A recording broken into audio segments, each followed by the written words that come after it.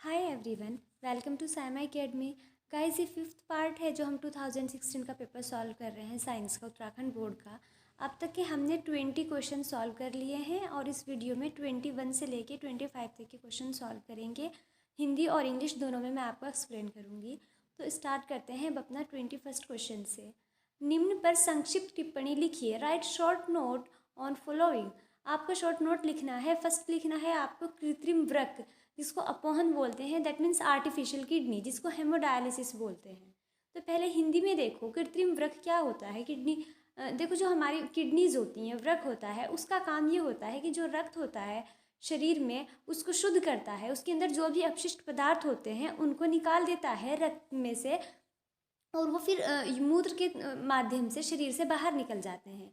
लेकिन अगर किसी केस में ऐसा हो जाए कि किडनी फेल हो जाए, वृक्क हैं जो वो काम करना बंद कर दे, तो फिर जो रक्त है वो तो शुद्ध हो नहीं पाएगा। तो उस केस में क्या करते हैं, कृत्रिम वृक्क यानी आर्टिफिशियल किडनी यूज़ करते हैं और उसी को अपोहन बोलते हैं। तो देखो यहाँ पे वृक्क के अक्रिय होने की अवस्था में कृत्रिम वृक्क का उपयोग किया जाता है। ठीक है, जब किडनी फेल होती है तो आर्टिफिशियल किडनी को यूज़ करते हैं। एक कृत्रिम वृक्क नाइट्रोजनी अपशिष्ट उत्पादों को रुधिर से अपोहन द्वारा निकालने की एक युक्ति है। यानी जो कृत्रिम वृक्क क्या है, आर्टिफिशियल किडनी क्या है, जो रक्त के अंदर नाइट्रोजनी अपशिष्ट है, नाइट्रोजनी वेस्ट मटेरियल है, उनको ब्लड से, रुधिर से अपोहन द्वारा, अपोहन के माध्यम से निकालने की एक डिवाइस है, एक युक्ति है। ओके। कृत्रिम वृक्क में बहुत सारी अर्धपारग में आस्तर वाली नलिकाएं होती हैं। अर्धपारग में का मतलब होता है सेमी परमिएबल, यानी एक ऐसी झिल्ली जो अपने अंदर से कुछ सेलेक्टेड पदार्थों को ही आर पार होके जाने देती है। देखो, जैसे जब हम चाय छानते हैं तो चाय में कैसे छानते हैं, जो पत्ती होती है चाय की वो तो ऊपर छलनी में रह जाती है और चाय नीचे कप में आ जाती है ना। तो एक तरीके से जो चाय की छलनी होती है वो भी सेमी परमिएबल है, अर्धपारग में है, मतलब सबको नहीं जाने देती अपने अंदर से, जिनको नीचे भेजना है उन्हीं को भेजेगी। तो इसी तरह से जो ये होती है आर्टिफिशियल किडनी, इसमें बहुत सारी सेमी परमिएबल लाइनिंग वाली नलिकाएं होती हैं। देखो यहाँ पे आपको साइड में जो पिक्चर दिख रही है, ये वाली जो चीज़ है, यहाँ पे इसके अंदर जो ये इतनी सारी ट्यूब्स दिख रही हैं, ये सारी की सारी बन रही हैं अर्धपारग में लाइनिंग वाली, अर्धपारग में लाइनिंग की बनी होती हैं ये सब। तो इसके अंदर क्या होता है, जब किडनी फेल हो जाती है तो हमें फिर डायलिसिस कराना पड़ता है। तो जब हम हॉस्पिटल जाते हैं तो क्या होता है यहाँ पे कि यहाँ से इसके जो रोगी है, पेशेंट है, उसकी बॉडी में यहाँ से ये एक ट्यूब लगाते हैं, पाइप लगाते हैं, और जो ब्लड है वो इस पाइप के थ्रू यहाँ से होता हुआ इस यहाँ पे चला जाता है, जो ये चैम्बर्स आपको दिख रहा है। उसके बाद इसके अंदर ब्लड का शुद्ध होता है सारे के, उसके अंदर जो भी नाइट्रोजनी अपशिष्ट हैं जैसे यूरिया है, अमोनिया है, वो सब उसमें से निकल जाते हैं रक्त में से, और वो यहाँ पे आके इस सेकंड वाले जार में इकट्ठे हो जाते हैं। तो फिर से जो यहाँ पे ब्लड प्यूरिफाई होता है, शुद्ध होता है, वो यहाँ पे इस नीचे वाली ट्यूब के थ्रू वापस से रोगी के शरीर में भेज देते हैं। इस तरह से जो वो ब्लड है वो इस मशीन के थ्रू शुद्ध कर लिया जाता है। ठीक है, ये नलिकाएं अपोहन द्रव से भरी टंकी में लगी होती हैं। देखो, इसमें अपोहन द्रव है, ये जो टंकी है इसमें ये ट्यूब लग रही है। इस द्रव का प्रासरण दाब रुधिर जैसा ही होता है। देखो, आपको पता होगा प्रासरण उसको कहते हैं जो विलयन होता है, वो जब वो मूवमेंट करता है उसका गमन होता है हाई प्रेशर से, यानी उच्च दाब से निम्न दाब की ओर जब मूव करता है सॉल्यूशन, तो उसको बोलते हैं प्रासरण। जो प्रासरण का दाब है, प्रेशर है, वो जो जितना रक्त का होता है प्रासरण दाब, वही इसके अंदर होता है। जो ये अपोहन युक्ति है दोनों का सेम होता है। क्योंकि देखो, अगर दोनों का दाब अलग अलग होगा तो क्या होगा, अगर जो ये अपोहन डिवाइस है इसके अंदर प्रेशर कम होगा और ब्लड का प्रेशर ज़्यादा होगा, तो क्या होगा उससे कि हमें पता है कि जो भी विलियन है वो हाई प्रेशर से लो प्रेशर की तरफ जाता है, फिर तो सारे का सारा ब्लड निकल के इधर आ जाएगा। इसीलिए दोनों का प्रेशर सेम रखते हैं। बस डिफरेंस ये होता है कि जो ये अपोहन युक्ति है इसके अंदर नाइट्रोजनी अपशिष्ट नहीं होते। ठीक है, जब नाइट्रोजनी अपशिष्ट नहीं होंगे, यानी ब्लड में जो नाइट्रोजनी अपशिष्ट हैं उनकी सांद्रता ज़्यादा हो रही है और इसके अंदर अपोहन के अंदर नहीं है, तो वो क्या करेंगे, उच्च सांद्रता से निम्न सांद्रता की ओर, यानी इस डिवाइस के अंदर आके वो अलग हो जाएंगे। वो हाई प्रेशर से लो प्रेशर की तरफ, यानी इस युक्ति के अंदर आ जाएंगे। इस मार्ग में रुधिर से अपशिष्ट उत्पाद विसरण द्वारा अपोहन द्रव में आ जाते हैं। सॉरी, यहाँ पे विसरण है, जो रुधिर के अपशिष्ट पदार्थ हैं वो विसरण द्वारा अपोहन द्रव में आ जाएंगे, और फिर जो शुद्धिकृत रुधिर है यानी जो प्यूरिफाई ब्लड है वो वापस से रोगी के शरीर में पंपित कर देते हैं। इस तरीके से ये मशीन काम करती है। ओके, अब इंग्लिश में देखते हैं। देखो, इंग्लिश में आर्टिफिशियल किडनी यानी hemodialysis. In case of kidney failure an artificial kidney can be used, यानी अगर किडनी फेल हो जाए तो उस टाइम पे हम आर्टिफिशियल किडनी यूज़ करते हैं। An artificial kidney is the device to remove nitrogenous waste products from the blood through dialysis. क्या है आर्टिफिशियल किडनी? एक ऐसी डिवाइस है जिससे ब्लड में जो नाइट्रोजिनस वेस्ट प्रोडक्ट हैं उनको डायलिसिस के थ्रू रिमूव करते हैं इससे। तो artificial kidney contain a number of tubes with a semi permeable lining suspended in a tank filled with dialysing fluid. जो आर्टिफिशियल किडनी है उसमें बहुत सारी ट्यूब्स होती हैं जो सेमी परमेबल लाइनिंग की होती हैं, और ये जो होती हैं ट्यूब्स होती हैं एक टैंक में सस्पेंडेड होती हैं, एक टैंक के अंदर होती हैं जिसके अंदर डायलाइजिंग फ्लूइड होता है। यानी उसके अंदर जो फ्लूइड है, देखो यहाँ पे इस जार के अंदर से फ्रेश डायलाइजिंग सॉल्यूशन है वो इसके अंदर होता है, और उस डायलाइजिंग सॉल्यूशन का जो ऑस्मोटिक प्रेशर है बिल्कुल ब्लड के ऑस्मोटिक प्रेशर के बराबर ही होता है। बस इतनी बात होती है कि उसके अंदर नाइट्रोजिनस वेस्ट नहीं होते। ओके जब इसके अंदर नाइट्रोजनस वेस्ट नहीं होते तो जब क्या करेंगे हम पेशेंट के ब्लड को पास करेंगे इसके अंदर, तो जो नाइट्रोजनस वेस्ट हैं वो अलग हो जाते हैं यहाँ से, और जो प्यूरिफाई ब्लड है वो वापस दूसरी ट्यूब के थ्रू पेशेंट की बॉडी में पंप कर दिया जाता है। इस तरीके से जो ब्लड है वो प्यूरिफाई हो जाता है किडनी फेल होने की कंडीशन में। उसके बाद सेकंड जो शॉर्ट नोट लिखना है वो है रीजनरेशन, यानी कि पुनरुद्भवन। पुनरुद्भवन क्या होता है? देखो जैसे कोई जीव होता है, अगर वो कहीं अलग अलग टुकड़ों में टूट जाए तो कुछ जीवों के अंदर ये क्षमता होती है कि वो फिर से एक अपने आप जितने भी टूटे हुए भाग हैं वो सब दोबारा से पूरे के पूरे जीव बन जाते हैं। बस इसी को कहते हैं पुनरुद्भवन। देखो पूर्ण रूप से विभेदित जीवों में अपने एक भाग से नए जीव के निर्माण की क्षमता होती है।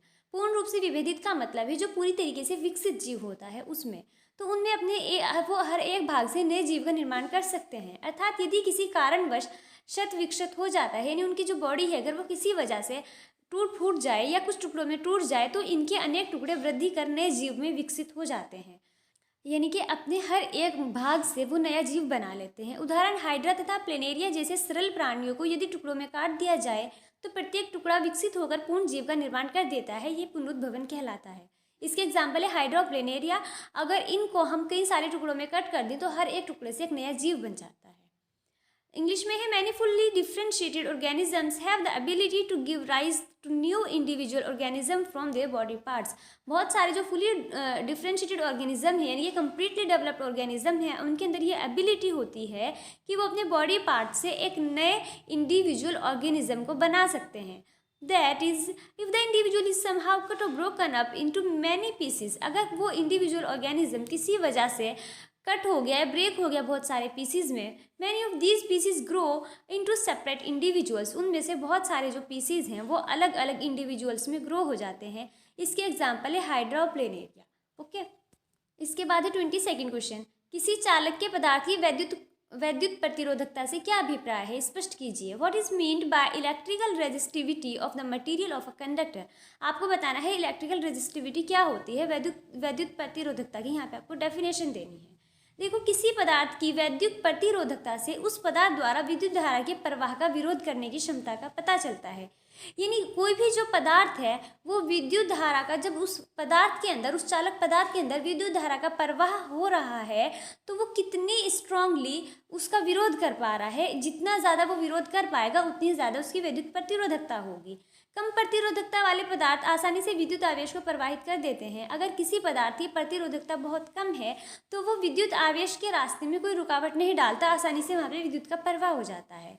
इसको हम ग्रीक अक्षर से शो करते हैं, यहाँ पे बना हुआ इसको रो बोलते हैं, ग्रीक अक्षर रो से शो करते हैं। और इसकी जो SI यूनिट है वो ओम मीटर है। SI मात्रक इसका होता है वैद्युत प्रतिरोधकता का, ohm metre. Electrical resistivity is a fundamental property of a material that measures how strongly it resist electric current. यही है कि जो मटेरियल है कि वो कितना स्ट्रांगली इलेक्ट्रिक करंट को रेजिस्ट करता है, अपोज करता है, उसी प्रॉपर्टी को कहते हैं इलेक्ट्रिकल रेजिस्टिविटी। जो लो रेजिस्टिविटी का मटेरियल होगा वो अलाउ कर देगा, जो करंट है उसको आसानी से फ्लो करने के लिए अलाउ कर देगा। और रेजिस्टिविटी को ग्रीक लेटर रो से शो करते हैं और इसकी SI यूनिट ओम मीटर है। ओके इसके बाद ही इसके अंदर सेकंड पार्ट, विद्युत बल्ब के तंतु बनाने के लिए टंगस्टन धातु का चुनाव क्यों किया जाता है। Why is tungsten metal selected for making filaments of an electric bulb? जो इलेक्ट्रिक बल्ब होते हैं, जो हमारे घरों में बल्ब होते हैं, उनके अंदर जो फिलामेंट होता है वो टंगस्टन धातु का होता है। तो इसमें पूछा है कि इसको क्यों यूज़ करते हैं। टंगस्टन को ही क्यों यूज़ किया जाता है? तो देखो, एक तो इसलिए करते हैं क्योंकि टंगस्टन के बहुत पतले तार बनाए जा सकते हैं। जो तार होते हैं टंगस्टन के, उसके तार बहुत पतले होते हैं। और टंगस्टन का जो गलनांक होता है, गलनांक का मतलब है जिस टेम्परेचर पे कोई वस्तु पिघलना शुरू हो जाए, ठीक है, ठोस से वो द्रव में जाना शुरू हो जाए, हाँ, सॉलिड से लिक्विड में जाना शुरू हो जाए, उस टेम्परेचर को कहेंगे गलनांक। तो इसका गलनांक होता है 3400 डिग्री सेल्सियस, बहुत ज़्यादा होता है, मतलब इतनी आसानी से ये पिघलती नहीं है। तो इसी वजह से tungsten is often use for making filament of an electric bulb because very thin wires can be made of tungsten and the melting point of tungsten is also very high compare to other metals. एक तो इसका melting point बहुत ज़्यादा है, ये आसानी से नहीं पिघलते, और इसके बहुत पतले वायर बनाए जा सकते हैं। ओके, इसके बाद 23rd क्वेश्चन है, दूरदृष्टि दोष क्या है? What is long sightedness? दूरदृष्टि दोष उत्पन्न होने के 2 कारण लिखिए। List 2 causes for development of long sightedness. रेखीय आरेख द्वारा समझाइए कि इस दोष का निवारण चश्मे द्वारा कैसे होता है। डिस्क्राइब विद द रे diagram how this defect may be corrected by using spectacles. देखो क्या होता है, अब इसको हम ध्यान से देखते हैं। दूरदृष्टि दोष, दूरदृष्टि दोष वो होता है कि इसमें कोई भी, जिस भी इंसान को ये बीमारी है, उसको दूर की वस्तुएं तो दिख जाती हैं लेकिन निकट की वस्तुएं नहीं दिखती। अब आप सोच रहे होंगे, अगर दूर की दिख जाती है, निकट की नहीं दिखती, तो इसका नाम निकट दृष्टि दोष होना चाहिए था, लेकिन ऐसे क्यों है? देखो, दीर्घ दृष्टि दोष को दूरदृष्टिता भी कहते हैं। दीर्घ दृष्टि दोष युक्त कोई व्यक्ति दूर की वस्तुओं को तो स्पष्ट देख सकता है, परंतु निकट रखी वस्तुओं को स्पष्ट नहीं देख पाता। होता क्या है ऐसा? देखो, जो हमारे नेत्र का सामान्य निकट बिंदु होता है 25 सेंटीमीटर, यानी कि अगर हमें कोई चीज़ पास रख के क्लियरली पढ़नी है तो कम से कम वो हमारे से 25 सेंटीमीटर दूर होनी चाहिए। तो उस 25 सेंटीमीटर दूरी का जो पॉइंट होता है उसको निकट बिंदु बोलते हैं। तो जो ये निकट बिंदु है, ये खिसक के और दूर चला जाता है, मतलब 25 सेंटीमीटर से ज़्यादा दूर चला जाता है। फिर हमें पास की चीज़ को थोड़ा दूर करके रखना पड़ता है, इसलिए जो निकट बिंदु है वो दूर हो जाता है, इसलिए इसको दूरदृष्टि दोष कहते हैं। ओके, ऐसे व्यक्ति को आराम से स्पष्ट पढ़ने के लिए पठन सामग्री को नेत्र से 25 सेंटीमीटर से काफ़ी अधिक दूरी पर रखना पड़ता है। तो निकट बिंदु दूर चला गया, इसलिए इसको दूरदृष्टि दोष बोलते हैं। देखो होता क्या है, ये हमारा नेत्र है यहाँ पे, और इसके अंदर क्या है, नॉर्मली ये होगा यहाँ पे, जहाँ पे ये एन डैश है, ये इसका निकट बिंदु है। नॉर्मली ये निकट बिंदु है 25 सेंटीमीटर पे, ये यहाँ से हट के यहाँ चला गया, यानी कि निकट बिंदु दूर हो गया। अब जब निकट बिंदु दूर हो गया तो फिर उसके बाद जब हम कोई वस्तु देखते हैं तो हमारी वस्तु का प्रतिबिंब रेटिना पे ना बन के रेटिना से काफ़ी पीछे बनता है ना। इसका कारण ये है कि पास रखी वस्तु से आने वाली प्रकाश किरणें रेटिना के पीछे फोकसित होती हैं। देखो, जो पहले वाला डायग्राम है इसमें दिखाया हुआ है कि निकट बिंदु यहाँ से हट के यहाँ पे चला गया, एन डैश से एन पे चला गया। सेकंड में दिखाया है कि जब ये दूर जाएगा तो क्या नज़र आएगा, क्या लगेगा आपको, क्या होगा हमारी आँख पे इसका असर, कि ये जो यहाँ पे बनना चाहिए था प्रतिबिंब, लेकिन वो यहाँ पे इतने पीछे रेटिना के पीछे बन रहा है जाके। इसकी 2 वजह हैं। अभिनेत्र लेंस की फोकस दूरी का अत्यधिक हो जाना, जो ये अभिनेत्र लेंस है यहाँ पे, इसकी अगर फोकस दूरी, अभिनेत्र लेंस की फोकस दूरी बढ़ जाए या नेत्र गोलक छोटा हो जाए। नेत्र गोलक होता है आई बॉल। आई बॉल मतलब जो हमारी आई के अंदर ब्लैक ब्लैक दिखता है आपको, जिसकी वजह से किसी की आंखें ब्लैक होती हैं, ब्लू होती हैं, ग्रीन होती हैं, उसको आई बॉल बोलते हैं। अगर वो छोटा हो जाए तो भी ये दूरदृष्टि दोष हो सकता है। इस दोष को उपयुक्त क्षमता के अभिसारी लेंस यानी उत्तल लेंस का यूज़ करते हैं। उत्तल लेंस वाला जो चश्मा होगा वो क्या करता है, रेटिना पे वस्तु का, कि वो ये करेगा कि जो प्रतिबिंब बन रहा है वस्तु का वो रेटिना पे ही बने। इसके लिए वो अतिरिक्त क्षमता यानी जो समंजन क्षमता है नेत्र को, वो प्रोवाइड करता है, जिससे कि जब हम उत्तल लेंस वाला चश्मा यूज़ करेंगे, अगर किसी को दूरदृष्टि दोष है तो वापस से जो वस्तु का प्रतिबिंब है चश्मा लगा के वो रेटिना पे बनेगा और हमें वस्तु पास रख के भी आराम से दिखाई देगी।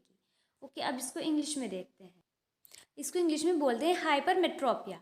Hypermetropia is also known as far sightedness. इसको फार साइटेडनेस भी कहते हैं। फार का मतलब है दूर। तो क्या होता है, जो हाइपरमेट्रोपिया होता है, इसमें a person with hypermetropia can see distant objects clearly but can not see nearby objects distinctly. कि जिस पर्सन को ये हाइपरमेट्रोपिया होता है उसको दूर के ऑब्जेक्ट तो क्लियरली दिख सकते हैं, लेकिन पास के ऑब्जेक्ट सही से नहीं दिखते। The near point for the person is farther away from the normal near point 25 centimetre. जो उसका नियर पॉइंट होता है आई का, वो बहुत ज़्यादा नॉर्मल नियर पॉइंट से बहुत ज़्यादा दूर हो जाता है। नॉर्मल नियर पॉइंट कितना होता है, 25 centimetre. Such a person has to keep a reading material much beyond 25 centimetre from the eye for comfortable reading। ऐसे पर्सन को अगर आराम से पढ़ना है, उसको कंफर्टेबली रीड करना है, तो उसको रीडिंग मटेरियल को अपनी आई से 25 सेंटीमीटर से काफ़ी ज़्यादा दूर रखना पड़ता है। This is because the light rays from a close by object are focused at a point behind the retina. ऐसा इसलिए होता है क्योंकि जो लाइट रेज हैं वो फोकस होती हैं रेटिना के पीछे। देखो फर्स्ट वाली जो इमेज है, सबसे ऊपर वाली जो फिगर है, उसमें जहाँ पे एन डैश है ये नॉर्मल नियर पॉइंट है। अगर जब ये हाइपरमेट्रोपिया होगा जिस बंदे को, ये वहाँ से नियर पॉइंट है, नॉर्मल नियर पॉइंट है, यहाँ से हट के यहाँ पे आ जाता है एन पे। और जब ऐसा होगा तो उसके बाद जो लाइट रेज हैं वो यहाँ पे रेटिना के पीछे बनेंगी। तो इसके लिए हमें कन्वेक्स लेंस यूज़ करना है, कन्वेक्स लेंस वाला चश्मा यूज़ करना है। वो वापस से फिर से ये जो इसको पावर प्रोवाइड करता है, जो कन्वेक्स लेंस वाला चश्मा होगा, उसकी हेल्प से जो इमेज बन रही है वो वापस से रेटिना पे बनने लगती है। Okay, I hope it is clear to you. अब इसके बाद देखते हैं, इसके अंदर सेकंड में ऑप्शन दे रखा है 5 सेंटीमीटर लंबी एक वस्तु 20 सेंटीमीटर फोकस दूरी वाले उत्तल लेंस की मुख्य अक्ष के लंबवत रखी हुई है। लेंस से वस्तु की दूरी 30 सेंटीमीटर है, मतलब जो वस्तु है उसकी हाइट है 5 सेंटीमीटर और वस्तु की फोकस दूरी 20 सेंटीमीटर है। वो उत्तल लेंस से मुख्य अक्ष के लंबवत रखी है और वस्तु की दूरी है जो लेंस से वो 30 सेंटीमीटर है। हमें जो प्रतिबिंब बन रहा है उसकी स्थिति, प्रकृति और आकार निकालना है। An object 5 cm in length is placed perpendicular to the principal axis of the convex lens of focal length 20 cm. Object की 5 सेंटीमीटर लेंथ है या हाइट है, एक ही बात होगी, और फोकल लेंथ 20 सेंटीमीटर है लेंस की, और डिस्टेंस है ऑब्जेक्ट की लेंस से 30 सेंटीमीटर। हमें इसकी पोजीशन, नेचर और साइज ऑफ इमेज निकालना है। तो सबसे पहले हम यहाँ पे नोट कर लेते हैं कि हमें इसमें क्या क्या गिवन है। हमें दे रखा है डिस्टेंस, दे रखी दूरी, दे रखी वस्तु की लेंस से 30 सेंटीमीटर। आपको पता होना चाहिए कि हमेशा कन्वेक्स लेंस यानी उत्तल लेंस के केस में जो वस्तु की दूरी होती है, इमेज की जो डिस्टेंस होती है, वो हमेशा माइनस में लेते हैं। माइनस में क्यों लेते हैं? देखो यहाँ पे ये हमारा लेंस है और इधर से ये इंसिडेंट रे आ रही है, आपतित किरण आ रही है। ये किरण की डायरेक्शन क्या है? लेफ्ट से राइट है। और वस्तु कहाँ रखी है? इमेज कहाँ रखी है? इधर रखी होगी, मुख्य अक्ष के लंबवत, है ना, यानी कि लेफ्ट साइड। तो देखो इमेज की पोजीशन देखो किधर है, और जो डायरेक्शन है इंसिडेंट रे की वो अपोजिट है एक दूसरे के। मतलब अगर इमेज वहाँ जो वो रखी है, ऑब्जेक्ट वहाँ पे रखा है, जिस डायरेक्शन में जो इंसिडेंट रे जा रही है, आपतित किरण जा रही है, उसी साइड वस्तु रखी है, तब तो हम पॉजिटिव लेते हैं इसको, वस्तु की दूरी को। लेकिन अगर देखो ये जा रही है, जो आपतित किरण है, इंसिडेंट रे है, लेफ्ट से राइट जा रही है, इस साइड है इसकी डायरेक्शन, और वस्तु इधर है इसके, तो इसलिए ये निगेटिव आएगी। इसलिए हमेशा उत्तल लेंस की जो उत्तल लेंस के केस में वस्तु की दूरी लेते हैं हम लेंस से, वो माइनस में आती है, तो यू हो जाएगा -30 सेंटीमीटर। और फोकस दूरी आएगी प्लस में। फोकस दूरी क्यों? देखो अभी बताया मैंने कि इंसिडेंट रे की डायरेक्शन ये होगी लेफ्ट से राइट, और फोकस दूरी कहाँ? देखो यहाँ पे है इसका फोकल पॉइंट, ये है फोकस दूरी, यहाँ दे रखी है फोकल लेंथ, है ना। तो जिस डायरेक्शन में हमारी इंसिडेंट रे जा रही है, उसी डायरेक्शन में आगे जाके तुम्हें मिल रही है फोकस दूरी, इसलिए वो पॉजिटिव लेते हैं। और हाइट दे रखी है इमेज की 5 सेंटीमीटर। हमें लेंस फॉर्मूला पता है, लेंस सूत्र पता है, 1/v - 1/u = 1/f। इस फॉर्मूले को यूज़ करके हमें इसका साइज़ वगैरह जो भी है, हम सब कुछ निकालेंगे यहाँ से। हमें इस फॉर्मूले में देखो v हमें नहीं दिया हुआ, u दे रखा है, f दे रखा है, तो हम पहले यहाँ से v निकालेंगे। यहाँ पे 1/v - 1/u = 1/f, तो 1/v को इधर ही रखेंगे, 1/u यहाँ पे माइनस का है, 1/f की साइड जाके प्लस का हो जाएगा। देखो फॉर्मूला बन जाएगा 1/v = 1/f + 1/u। 1/f, f कितना है? 20, प्लस का 20, तो 1/20 हो जाएगा, प्लस 1/30 यानी कि 1/u, u कितना है? -30, तो यहाँ पे u -30 और ये प्लस है, इसलिए प्लस माइनस यहाँ पे माइनस हो जाएगा। 1/20 - 1/30, जब 20 और 30 का एलसीएम लोगे तो 60 आएगा, है ना। तो यहाँ पे देखो 23 का एलसीएम 60 है, तो 23 × 60, 20 या 60 होते हैं, तो 1 3 × 3, और ऐसे 32 × 60, 30 दूनी 60, तो 1 2 × 2, तो ये हो जाएगा 3 - 2, जो आएगा 1/60। जब 1/v = 1/60 है, इसको पलट दो, इसका रेसिप्रोकल कर दो, तो v हो जाएगा हमारा 60 सेंटीमीटर। और देखो v 60 सेंटीमीटर, 60 प्लस का आया है ना, तो जिस साइड ऑब्जेक्ट रखा है, इमेज उसके ऑपोजिट साइड बनेगी। ऑब्जेक्ट हमारा लेफ्ट साइड रखा है, तो इमेज इधर बनेगी राइट साइड में, लेंस के राइट साइड में। अब यहाँ से हमें इसकी डिस्टेंस पता चल गई कि जो इमेज बनेगी वो लेंस से कितना सेंटीमीटर दूर है, तो राइट साइड 60 सेंटीमीटर दूर बनेगी। ये तो हो गई इसकी पोजीशन। अब देखते हैं इसके बाद The positive sign of V shows that the image is formed at a distance of 30 cm on the other side of the optical center. V का पॉजिटिव साइन ये बता रहा है कि जो इमेज बनी है वो ऑप्टिकल सेंटर के यानी जो प्रकाशिक केंद्र है लेंस का उसके अभी जैसे मैं बताया राइट साइड बनी है लेकिन 60 सेंटीमीटर दूर पे बनी, यहाँ पे 30 बाय मिस्टेक हो गया, सॉरी फॉर दिस। तो जो V है, V का धनात्मक चिन्ह से पता चल रहा है कि प्रतिबिंब लेंस के प्रकाशिक केंद्र के दाईं ओर यानी राइट साइड बना है 60 सेंटीमीटर की दूरी पे। ठीक है, अब देखते हैं हमें चाहिए इसका साइज भी देखना और उसकी नेचर भी बतानी कि वो रियल है या इन्वर्टेड है, नहीं रियल है या वर्चुअल है, वास्तविक है या आभासी है ना।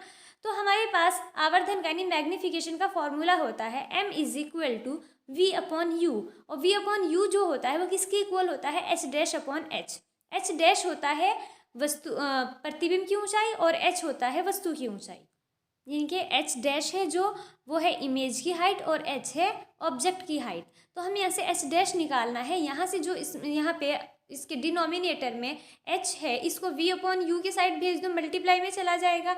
अब इन सब ये वैल्यू रखो, हमको इमेज की वो जो ऑब्जेक्ट है हमारा ऑब्जेक्ट की हाइट दे रखी है 5 सेंटीमीटर, वी अभी हमने निकाला है यानी कि जो उसकी इमेज की डिस्टेंस है लेंस से 60 सेंटीमीटर है, यू क्वेश्चन में हमने गिवन है -30 सेंटीमीटर है। -30 से 60 को डिवाइड करोगे माइनस का 2 आएगा, 5 की मल्टीप्लाई -2 के साथ करोगे तो आ गया माइनस का 10 सेंटीमीटर। एच डैश यानी जो हमारी इमेज बनी है उसकी हाइट -10 सेंटीमीटर है, और जो माइनस का साइन है ये शो कर रहा है कि जो इमेज है वो इन्वर्टेड है, उल्टी है। ठीक है, उल्टी है और वो लेंस से दूसरी साइड बनी, यानी जिधर हमारा वो था ऑब्जेक्ट था वो लेफ्ट साइड था और इमेज राइट साइड बनी है, इसलिए जो हमारी इमेज है वो रियल होगी, वास्तविक बनी और उल्टी बनी। तो यहाँ पे हमें ये बताना था इसकी जो पोजीशन है, साइज है और नेचर है वो सब बता दिया। पोजीशन क्या थी कि लेंस से 60 सेंटीमीटर दूर राइट साइड बनी है, और नेचर कैसी थी, रियल है और इन्वर्टेड है, और साइज कितना है इसका 10 सेंटीमीटर है। ओके, अब देखते हैं अपना नेक्स्ट क्वेश्चन। आई होप कि मैंने आपको ये अच्छे से समझा दिया होगा। अब देखो नेक्स्ट क्वेश्चन है 24th। अम्ल वर्षा क्या है, व्हाट इज एसिड रेन। अम्ल वर्षा का एक हानिकारक प्रभाव लिखिए, right one harmful effect of acid rain. देखो पहले हिंदी में, वायु में उपस्थित नाइट्रोजन तथा सल्फर के ऑक्साइड वर्षा के जल के साथ मिलकर क्रमशः नाइट्रिक अम्ल तथा सल्फ्यूरिक अम्ल बनाते हैं। देखो क्या है, आजकल हमारी जो एयर है, हवा है, बहुत ज़्यादा पॉल्यूटेड है, बहुत ज़्यादा पॉल्यूशन है उसके अंदर। तो उसके अंदर जो नाइट्रोजन के ऑक्साइड होते हैं, सल्फर के ऑक्साइड होते हैं, पॉल्यूटेड एयर में बहुत ज़्यादा होते हैं ये। तो इसमें जब नाइट्रोजन के ऑक्साइड वर्षा के जल के साथ मिलते हैं तो उससे बनता है नाइट्रिक अम्ल। किसी भी जब भी जो नाइट्रोजन के ऑक्साइड है जल के साथ रिएक्शन करते हैं तो नाइट्रिक अम्ल बनता है, और सल्फर के ऑक्साइड रिएक्शन करेंगे तो सल्फ्यूरिक अम्ल बनता है। अब जब बारिश होगी तो बारिश के पानी के साथ साथ जो ये अम्ल है ये भी पृथ्वी पे आएंगे, उसी को अम्लीय वर्षा कहते हैं, एसिड रेन कहते हैं। इसके हानिकारक प्रभाव क्या होंगे, इससे मृदा अम्लीय हो जाती है, इस कारण उसकी उर्वरता कम हो जाती है। यानी जब अगर किसी मिट्टी में अम्ल बहुत ज़्यादा बढ़ जाए, उसकी अम्लता बहुत ज़्यादा हो जाए तो उसकी उर्वरता कम हो जाती है, फिर वो बहुत अच्छी फसल वगैरह नहीं उगा पाती। अनेक ऐतिहासिक स्मारकों, भवनों तथा मूर्तियों का संक्षारण हो जाता है। संक्षारण का मतलब आपको पहले भी बताया था, जंग लगना होता है। तो जो ऐतिहासिक इमारतें हैं जैसे ताजमहल वगैरह है वो भी इस एसिड रेन की वजह से खराब हो रही है। बहुत सारी मूर्तियाँ खराब हो जाती हैं, बिल्डिंग खराब हो जाती हैं एसिड से, क्योंकि रेन के अंदर बहुत ज़्यादा एसिड है। तो जब बारिश होगी वो बिल्डिंग्स उसमें भीगेंगी तो उनकी वो हो जाती हैं, खराब हो जाती हैं वो। तो oxides of nitrogen and sulphur present in the air mix with rain water to form nitric acid and sulphuric acid respectively. जो एयर में प्रेजेंट होते हैं नाइट्रोजन और सल्फर के ऑक्साइड, जब वो रेन वाटर के साथ मिलते हैं तो नाइट्रोजन के ऑक्साइड नाइट्रिक एसिड बनाते हैं और सल्फर के ऑक्साइड सल्फ्यूरिक एसिड बनाते हैं। These acids also come down to the earth with the rain. ये एसिड रेन के साथ अर्थ पे आ जाते हैं, उसी को एसिड रेन कहते हैं। This makes the soil acidic, due to this its fertility decreases. इसकी वजह से सॉइल एसिडिक हो जाती है, उसकी फर्टिलिटी कम हो जाती है। Many historical monuments, buildings and sculptures get corroded. बहुत सारी हिस्टोरिकल मॉन्यूमेंट्स, बिल्डिंग और स्कल्पचर्स यानी मूर्ति वगैरह कोरोडेड हो जाती हैं, उन पर जंग लग जाता है, खराब हो जाती हैं एसिड रेन की वजह से। ओके, नेक्स्ट क्वेश्चन है इसके अंदर, खाद्य श्रृंखला क्या है, व्हाट इज फूड चेन। देखो क्या होता है, पहले देखो इसको। खाद्य श्रृंखला किसी पारितंत्र में घटनाओं का वह क्रम है जहां एक जीव दूसरे जीव को खाता है तथा फिर उस जीव का उपभोग दूसरे बड़े जीव द्वारा किया जाता है। किसी भी पारितंत्र में, पारितंत्र का मतलब होता है कोई भी एक जो जैव मंडल है उसका एक जो भाग होता है जहाँ पे सारे जीव एक दूसरे से संबंधित होते हैं। ओके, तो वहाँ पे क्या होता है कि एक जीव दूसरे को खाता है, फिर उस जीव को कोई दूसरा बड़ा जीव खाता है। तो इस तरीके से क्या होता है, देखो जो पौधे होते हैं, पौधे प्रकाश संश्लेषण से अपना भोजन बनाते हैं। ठीक है। तो बहुत सारे जंतु तो ऐसे होते हैं जो घास नहीं खाते, जैसे लॉयन होता है, शेर है, चीता है, वो घास तो नहीं खाते। वो किन जीव को खाते हैं? वो उन जीव को खाते हैं जो घास को खाते हैं। तो अल्टीमेटली उनको भी तो फूड मिल तो घास से ही रहा है ना, पौधों से मिल रहा है ना। तो क्या है कि जीव, जैसे खरगोश है, खरगोश खाएगा घास को, और फिर खरगोश को लोमड़ी खा लेगी, लोमड़ी को भेड़िया खाएगा, भेड़िए को चीता खाएगा। तो यानी एक जीव दूसरे जीव को खाता है, और फिर जो बड़ा जीव है वो उस जीव को खा लेता है। तो सबको ऊर्जा कहाँ से मिल रही? मिल तो पौधों से ही रही है ना।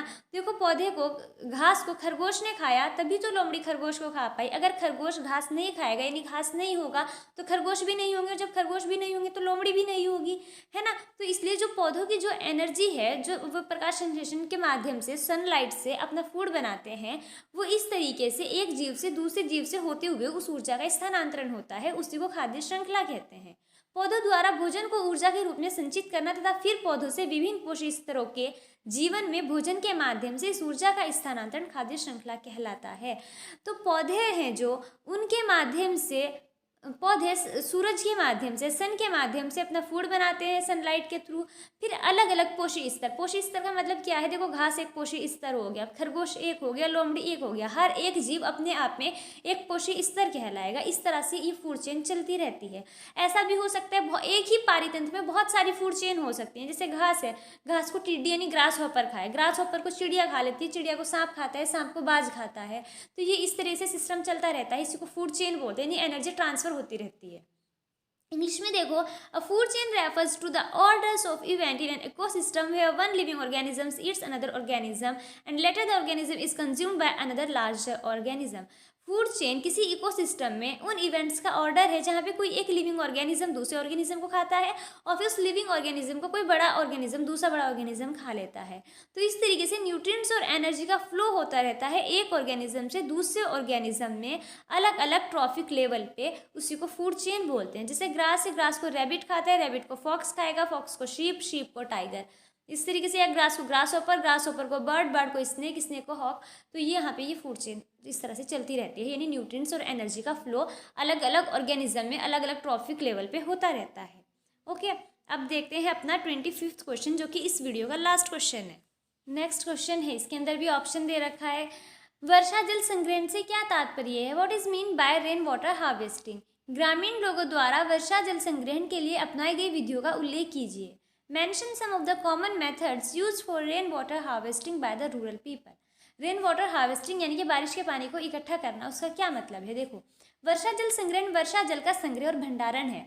बारिश के पानी को इकट्ठा करना और स्टोर करना, उसी को कहते हैं वर्षा जल संग्रहण। ओके, जो छतों, पार्कों, सड़कों, खुले मैदानों आदि से बहता है। देखो, जब बारिश होती है, हर जगह अब जो सड़कें हैं, छत, पार्क, सब के सब जगह कंक्रीट के बने हुए हैं, है ना, फर्श है हर जगह। तो वहाँ पे जो पानी है वो बहता रहता है। तो उस बहते हुए पानी को या तो इकट्ठा कर लो, या भूजल में रिचार्ज किया जा सकता है। भूजल में यानी उसको वापस से ज़मीन के अंदर भेजना होता है पानी को, या तो कहीं पे उसको स्टोर कर लो, या फिर से वो पानी, जो भी बारिश होगी, जितना भी पानी आए, वो वापस से ज़मीन के अंदर चला जाए। उसको कहते हैं भूजल को रिचार्ज करना, यानी फिर से पानी वहीं पे पहुंच जाए जहाँ से निकल के हम हैंडपम्प के थ्रू, टंकी वगैरह के थ्रू निकालते हैं, उसको कहते हैं वर्षा जल संग्रहण। अब इसमें दे रखा है कि विधियों का उल्लेख कीजिए, किस तरह से ग्रामीण लोग करते हैं। तो इसमें आप कुछ भी बता सकते हो कि गांव में किस तरह से पॉन्ड बना के, वेल बना के बारिश के पानी को इकट्ठा करते हैं, उसको यूज़ करते हैं। तो यहाँ पे आप अपनी साइड से भी इसमें लिख सकते हो कि किस तरीके से, आप सबको पता है रूरल एरिया में पानी को कैसे स्टोर किया जाता है, पॉन्ड वगैरह कैसे बनाए जाते हैं, वेल कैसे बनाए जाते हैं। मैंने इसमें जो पुट किया है, यहाँ पे मैंने एक इंसिडेंट है, एक घटना लिखी है। एक पारंपरिक, ये आपकी एनसीईआरटी की बुक से ही ली है। ओके, एक पारंपरिक तकनीक द्वारा भारत के वाटरमैन के हजारों सूखे गांव को बचाने और भारत के सबसे शुष्क क्षेत्रों में से एक में हजारों ग्रामीणों के जीवन को बदल पाए। एक डॉक्टर राजेंद्र सिंह थे, जिनको वाटरमैन कहते हैं भारत के। उन्होंने क्या किया, एक पारंपरिक तकनीक के इस्तेमाल से जो भारत के बहुत सबसे वो हैं सूखे इलाके, यानी कि राजस्थान का एरिया, वहाँ पे उन्होंने बहुत सारे गांव वालों की लाइफ बदल दी। वहाँ पे वो पानी वापस लेके आए। राजस्थान में पानी इकट्ठा करने के लिए 8600 जोहड़ और अन्य संरचनाओं का निर्माण किया गया। इतने सारे वहाँ पे उन्होंने पॉन्ड बनवाए, और भी बहुत सारी संरचना जिनमें पानी इकट्ठा किया जा सके, जैसे कुएं वगैरह बनवाए। और राज्य भर के 1000 गाँव में पानी वापस लाया गया। पूरे राजस्थान के 1000 गाँव में जहाँ पे पानी नहीं होता था, वहाँ पे वो पानी लेके आए। 2015 में उन्होंने स्टॉकहोम जल पुरस्कार जीता। 2015 में उनको स्टॉकहोम जल पुरस्कार मिला। ये सबसे प्रतिष्ठित पुरस्कार है जो उस व्यक्ति को सम्मानित करता है जो ग्रह और उसके निवासियों की भलाई के लिए जल संसाधनों के संरक्षण में योगदान देता है। मतलब कोई भी जो वाटर रिसोर्सेज यानी वाटर मैनेजमेंट में, जल संरक्षण में अपना कंट्रीब्यूशन देता है, योगदान देता है, उनको मिलने वाला ये सबसे हाईएस्ट अवार्ड है स्टॉकहोम जल पुरस्कार। ये दिया गया था डॉक्टर राजेंद्र सिंह को। तो आप इसमें कुछ भी विधि लिख सकते हो किस तरीके से जल का संरक्षण करते हैं। ओके, इंग्लिश में देखो, rain water harvesting is a collection and storage of rainwater that runs off from rooftops, parks, roads, open ground, etc. Rain water harvesting उसको कहते हैं कि जो रेन वाटर है उसका कलेक्शन और स्टोरेज जो रन ऑफ हो जाता है, जो बह जाता है रूफ टॉप से, छतों से, पार्कों से, रोड से और ओपन ग्राउंड से। This water run off can be either store or recharge into the ground water. जो ये बहता हुआ पानी है या तो इसको हम इकट्ठा कर सकते हैं या ग्राउंड वाटर को रिचार्ज कर सकते हैं, वापस से इसको ग्राउंड में पहुँचा सकते हैं। A traditional technology is helping India's watermen save thousands of parched villages and transform the lives of thousands of villagers in one of India's most arid region. एक ट्रेडिशनल टेक्नोलॉजी है जिसको इंडिया के जो Waterman है doctor Rajendra Singh हैं वो use कर रहे हैं। इंडिया के जो पार्ट्स विलेजेस हैं यानी सूखे गांव हैं उनमें हज़ारों लोगों की लाइफ बचाने को, इंडिया के जो बहुत सूखे एरिया हैं उनमें से एक राजस्थान का एरिया है जो उसमें लोगों को पानी प्रोवाइड करा रहे हैं। In the 2 decades of efforts of Dr. Rajendra Singh, 8,600 johors and other structures to collect water have been built in Rajasthan. उनके एफर्ट्स से 2 डिकेट्स में यानी 20 ईयर्स में 8,600 पॉन्ड्स बने हैं यानी जोहर्स हैं जिनको पॉन्ड बोलते हैं, और बहुत सारी स्ट्रक्चर बनी है वाटर को कलेक्ट करने की। And water had been brought back to 1,000 villages across the state. और पूरे स्टेट में लगभग 1,000 गाँव में पानी वापस लाया गया है। और 2015 में उनको स्टॉकहोम वाटर प्राइज़ मिला जो मोस्ट प्रेस्टीजियस अवार्ड है जो वाटर के एरिया में कंट्रीब्यूशन के लिए वाटर मैनेजमेंट के एरिया में दिया जाता है। ओके, इसके बाद है 25वां क्वेश्चन, कैसे प्राप्त करेंगे? केवल रासायनिक समीकरण दीजिए। यहाँ पे how will obtain give chemical equations only. यहाँ पे हमें सिर्फ केमिकल इक्वेशन बतानी है, एक्सप्लेनेशन नहीं देनी। एस्टर से एथेनोइक अम्ल, ethanoic acid from ester, ester से एथेनोइक एसिड कैसे बनेगा? तो देखो इसमें जो एस्टर होता है, एस्टर का फॉर्मूला होता है CH3COO CH2CH3। यहाँ पे ये अगर हम इसके अंदर वाटर ऐड करके हीट कर दें यानी वाटर के साथ इसको हीट कर दें तो देखो यहाँ पे ये एस्टर का स्ट्रक्चर है, इसमें हमें क्या वाटर ऐड करना है। यहाँ से ये बॉन्ड ब्रेक करो, ये बॉन्ड ब्रेक करो और इसके अंदर वाटर ऐड करो। वाटर करोगे, वाटर में क्या होता है 2 हाइड्रोजन 1 ऑक्सीजन। यहाँ से तो एक OH है जो वो तो इस साइड करो, यहाँ पे OH कर दो और इधर क्या आ जाएगा, यहाँ पे आ जाएगा H। तो यहाँ पे जब OH आया इतना क्या हो गया CH3COOH यानी कि इथेनोइक एसिड, और इधर यहाँ पे H आया, यहाँ पे ये OH CH3CH2OH ये हो गया हमारा एथेनॉल। इस तरह से हम एस्टर की रिएक्शन वाटर के साथ किसी एसिड की प्रेजेंस में कराते हैं, उसको हीट करते हैं तो हमें इथेनोइक एसिड मिल जाता है। सेकेंड है इसके अंदर एथिल अल्कोहल से sodium ethoxide, sodium ethoxide from ethyl alcohol, ethyl alcohol से आपको सोडियम इथोक्साइड बनाना है। तो इसके 2 मेथड हैं, आप या तो इथाइल अल्कोहल की रिएक्शन सोडियम मेटल से करा दो। इथाइल अल्कोहल देखो अल्कोहल में हमेशा बाद में OH आता है, इथाइल एथ का मतलब है 2 कार्बन, तो एथिल अल्कोहल बोलो या इथाइल अल्कोहल एक ही बात है। CH3CH2OH एथ है तो 2 कार्बन होंगे है ना, CH3CH2OH। इसकी रिएक्शन जब सोडियम से कराते हैं तो यहाँ से हाइड्रोजन गैस अलग हो जाती है और सोडियम इथोक्साइड यानी कि CH3CH2ONA, बस यहाँ से हमें हाइड्रोजन H हटाना। 2 मॉलिक्यूल है ना, देखो इथाइल अल्कोहल से पहले 2 लगा हुआ है तो यहाँ पे दोनों मॉलिक्यूल से एक एक हाइड्रोजन निकाल दो, H2 हो जाएगा, और जहाँ से ये H हटाया वहाँ पे Na लगा दो, CH3CH2ONA सोडियम इथोक्साइड हो जाएगा। दूसरा मेथड है कि जो इथाइल अल्कोहल है जो भी पीछे देगा CH3CH2OH उसकी रिएक्शन NaOH यानी कि सोडियम हाइड्रोक्साइड से कराओ, तब भी क्या करेंगे यहाँ से H हटाएंगे, H की जगह Na लगा देंगे और ये H और यहाँ पे ये OH, NaOH के बाद जो OH है यानी कि H2O वाटर अलग हो जाएगा। इस तरह से इथाइल अल्कोहल की रिएक्शन सोडियम हाइड्रोक्साइड के साथ करा के सोडियम इथोक्साइड बन जाएगा। दो मेथड है, दोनों में से कोई सा भी लिख सकते हैं। थर्ड है इसके अंदर मेथेन से methyl chloride, methyl chloride from methane. अब मीथेन से मेथिल क्लोराइड कैसे बनेगा? मीथेन की रिएक्शन यानी कि CH4 की रिएक्शन क्लोरीन गैस से करा दो, CH4 की रिएक्शन Cl2 से कराएंगे तो हमारा मिथाइल क्लोराइड बन जाएगा और हाइड्रोक्लोरिक एसिड अलग हो जाएगा। देखो जो ये CH4 है, मीथेन है, इसको हम ऐसे शो कर सकते हैं CH3H। CH3H का मतलब भी तो CH4 है, और क्लोरीन Cl2 है, उसको Cl सिंगल बॉन्ड Cl लिख सकते हैं। तो यहाँ से ये HCl हटा दो, ये हाइड्रोक्लोरिक एसिड अलग बन जाएगा और इस Cl को CH3 के साथ ऐड कर दो, ये मिथाइल क्लोराइड बन जाएगा। इस तरीके से यहाँ पे हमें मिथाइल क्लोराइड मिल जाएगा।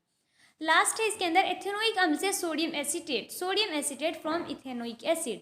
इथेनोइक एसिड क्या होता है? CH3COOH। देखो एसिड कहीं भी आएगा, अम्ल आएगा तो उसके अंदर हमेशा जो फंक्शनल ग्रुप है वो OOH ही होता है, और यहाँ पे दो कार्बन है C और CH3 और फिर C है तो एथ होगा, एसिड है इथेनोइक एसिड होगा। इसकी रिएक्शन जब NaOH से कराते हैं, सोडियम हाइड्रोक्साइड से कराते हैं, तो यहाँ पे भी H हटाओ, इथेनोइक एसिड का ये H हटाओ और H की जगह Na लगा दो, सोडियम इथोक्साइड बन गया। और यहाँ से जो ये H हटा और सोडियम हाइड्रोक्साइड के पास OH है, ये H और OH मिलके वाटर बन जाएगा, जो कि वाटर अलग हो जाएगा। इस तरीके से हम सोडियम एसीटेट बना सकते हैं इथेनोइक एसिड से। इस वीडियो के लिए इतना ही, जिसमें हमने 25 क्वेश्चन तक कर लिए हैं। नेक्स्ट वीडियो में आगे के क्वेश्चन करेंगे, हो सकता है एक वीडियो में ही आगे के क्वेश्चन सारे हो जाएं। आई होप कि आपको ये सब अच्छे से समझ आया होगा। अगर आपको कोई प्रॉब्लम हो, कोई चीज़ समझ नहीं आई हो या कहीं पे डाउट हो तो आप कमेंट सेक्शन में पूछ सकते हैं। मैं आपके जो कंप्लेन है उसको दूर करने की कोशिश करूँगी। Thank you so much for watching.